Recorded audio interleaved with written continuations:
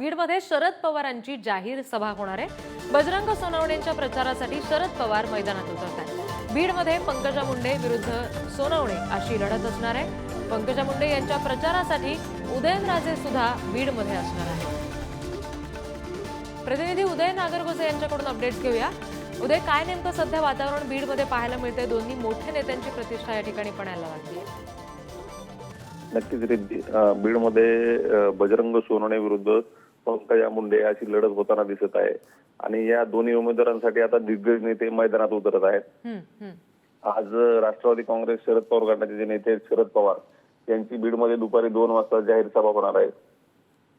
या सभेची जोरदार तयारी बीडमध्ये सुरू आहे। तर दुसरीकडे पंकजा मुंडे यांच्यासाठी छत्रपती उदयनराजे यांच्या 3 सभा होणार आहेत। कडा, युसुफ, वडगाव आणि परळी अशा 3 ठिकाणी या सभा होणार असून परळीत या प्रचाराचा समारोप होणार आहे।